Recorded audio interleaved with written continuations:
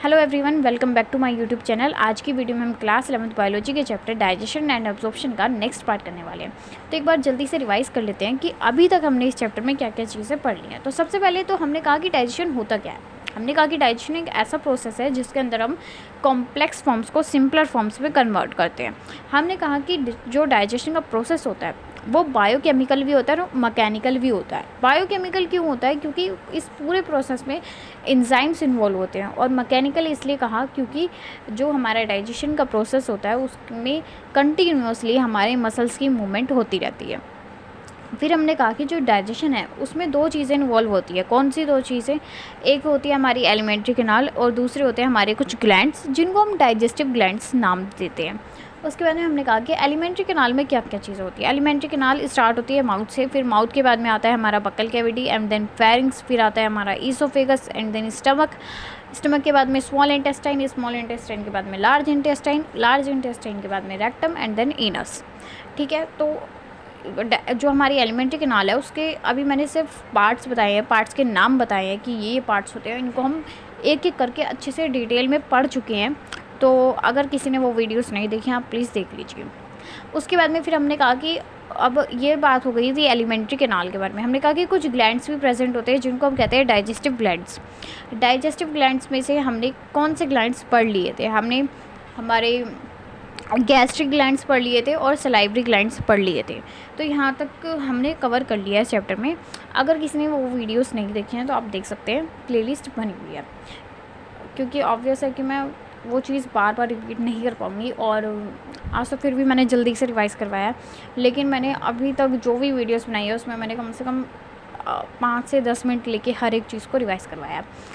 तो अब हम अपना नेक्स्ट टॉपिक स्टार्ट करते हैं। आज भी हमें हमारे डाइजेस्टिव ग्लैंड्स ही पढ़ने हैं और डाइजेस्टिव ग्लैंड्स में और भी ग्लैंड्स हैं उनको पढ़ते हैं।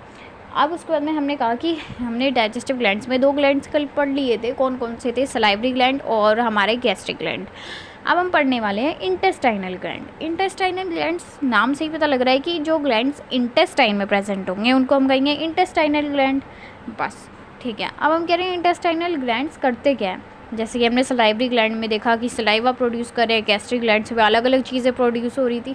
तो हम कहते हैं जो हमारा इंटेस्टाइनल ग्लैंड होता है ना वो प्रोड्यूस करता है सकस एंटेरिकस। अब सकस एंटेरिकस क्या होता है? सकस एंटेरिकस हमारा इंटेस्टाइन का जूस होता है। जैसे हमने पैनक्रियाटिक जूस वगैरह देखा था, वैसे उसी तरीके से सकस एंटेरिकस क्या होता है? इंटेस्टाइन का जूस होता है। जो सिंपली इंटेस्टाइनल जूस है हमारा सकस एंटेरिकस।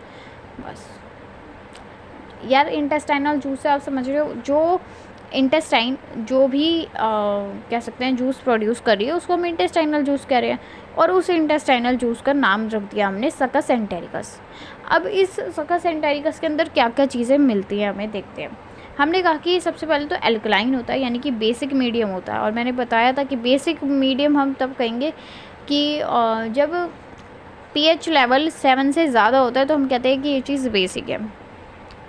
ठीक है, तो हम कहते हैं सकस एंटेरिकस भी बेसिक होता है। उसके बाद में हम कहते हैं कि सकस एंटेरिकस के अंदर हमें वाटर देखने के लिए मिलता है, म्यूकस देखने के लिए मिलता है, HCO3- देखने के लिए मिलता है और कुछ एंजाइम्स। ये चीज़ कहाँ पे यूज़ होएगी? ऐसा नहीं है कि बस हमने वर्ड देख लिया इंटेस्टाइनल जूस बस सकस एंटेरिकस, नहीं। अभी जब हम आगे एक एक करके अपने स्पेसिफिकली डाइजेशन को देखेंगे, डाइजेशन ऑफ कार्बोहाइड्रेट, प्रोटीन, ये सब, तो उस टाइम पे हमें ये सब जूसेस वगैरह यूज़ होंगे। हम देखेंगे कि भाई किस चीज़ ने किसका ब्रेक डाउन किया, किस चीज़ ने किसको डाइजेस्ट किया। ठीक है, अब उसके बाद में फिर हम कहते हैं ये था हमारा इंटेस्टाइनल ग्लैंड। अब नेक्स्ट आता है हमारा लीवर। देखिए लीवर में क्या होता है। सबसे पहले तो लीवर क्या होता है? लीवर एक एक्सेसरी ग्लैंड है। ठीक है, उसके बाद में हम कहते हैं लार्जेस्ट एक्सोक्राइन ग्लैंड होता है। लार्जेस्ट ग्लैंड है, ये चीज़ मैंने पहले भी बताई थी आपको कल। जो लीवर होता है ना उस सभी जितने भी डाइजेस्टिव ग्लैंड्स हैं उन सब में हमारा लीवर सबसे बड़ा ग्लैंड है। ठीक है, और कुछ लोगों को तो ये भी नहीं पता होगा कि लीवर ग्लैंड होता है, बट अब पता चल गया तो याद रखना है। हम कहते हैं कि जो हमारा लीवर होता है वो लार्जेस्ट एक्सोक्राइन ग्लैंड होता है। ठीक है, फिर हम कहते हैं कि हमारे लीवर का स्ट्रक्चर देखते हैं पहले तो हम। ये हमारा लीवर बना हुआ है। लीवर दो पार्ट्स में डिवाइडेड होता है, लेकिन उसको डिवाइड कौन करता है? उसको डिवाइड करता है फैल्सीफॉर्म लिगामेंट। एक लिगामेंट होता है जो हमारे लीवर को 2 पार्ट्स में डिवाइड कर देता है। जो ऊपर वाला पार्ट दिख रहा है उसको हम कहते हैं लेफ्ट लोब्यूल। लोब्यूल समझ रहे हैं? ऊपर वाले पार्ट को हम कहते हैं लेफ्ट लोब्यूल और नीचे वाले पार्ट को हम कहते हैं राइट लोब्यूल। ठीक है, फिर उसके बाद में हम कहते हैं कि यहाँ पे हमें हेपेटिक लोब्यूल्स देखने के लिए मिलते हैं अपने लीवर में। हेपेटिक लोब्यूल्स से काफ़ी बार क्वेश्चन आता है। जो हेपेटिक लोब्यूल्स होते हैं वो स्ट्रक्चरल और फंक्शनल यूनिट होते हैं हमारे लीवर की। लीवर में हेपेटिक लोब्यूल्स मिलते हैं। जो हेपेटिक लोब्यूल्स होते हैं वो स्ट्रक्चरल और फंक्शनल यूनिट होते हैं हमारे लीवर की। जैसे हमने सेल चैप्टर जब पढ़ा था, हमने कहा कि सेल जो होता है वो स्ट्रक्चर और बेसिक यूनिट होती है लाइफ की। उसी तरीके से जो हमारी हेपेटिक लोब्यूल्स होते हैं वो हमारे लीवर के स्ट्रक्चर और फंक्शनल यूनिट होते हैं। उसके बाद में फिर हम कहते हैं ग्लिसन्स कैप्सूल क्या होता है। ग्लिसन्स कैप्सूल कुछ नहीं है, ये हमारा लीवर है। ठीक है, इस लीवर के ऊपर एक लेयर है। ठीक है, कह सकते हैं कि ये हमारा लीवर है, इसके ऊपर बिल्कुल एक ऐसे करके लेयर बनी हुई है। जैसे मान लीजिए ये हमारा लीवर है, ऐसा नहीं दिखता है लेकिन फिर भी, तो इसके ऊपर एक लेयर बनी हुई है। इस लेयर को हम कहते हैं ग्लिसन्स कैप्सूल। ठीक है, और अब ये देखने के लिए कहाँ मिलेगी हमें?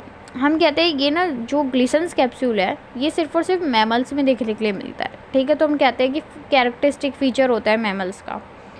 फिर उसके बाद में हम कहते हैं ग्लिसन्स कैप्सूल होता क्या है।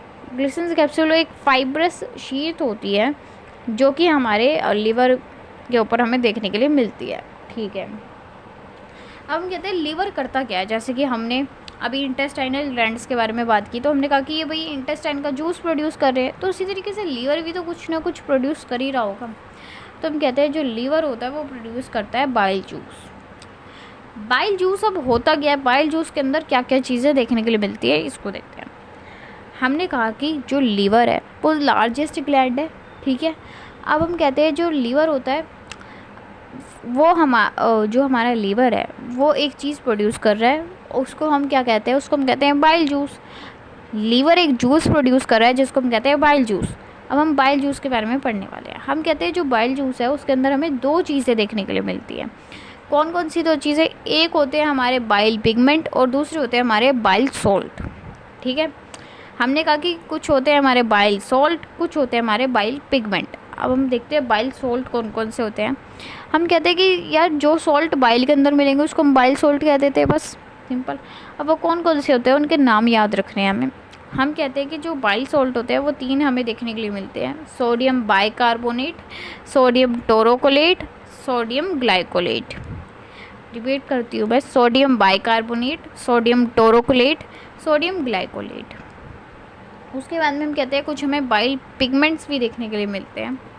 बाइल पिगमेंट्स कौन से होते हैं? बिलूवर्डिन, बिलूरुबिन। ठीक है, अब ये बाइल पिगमेंट्स बने कैसे होते हैं? जब हमारे रेड ब्लड सेल्स टूट जाते हैं तो यही पिगमेंट बनते हैं, बाइल पिगमेंट। तो हम कहते हैं कि ब्रेकडाउन ऑफ आरबीसी से बनते हैं हमारे बाइल पिगमेंट्स। ठीक है, अब हम कह रहे हैं ये दोनों काम क्या करते हैं? ये कलर देते हैं हमारे यूरिन और फीसिस को। ठीक है, उसके बाद में फिर हम कहते हैं अपना, अब हमें पढ़ना है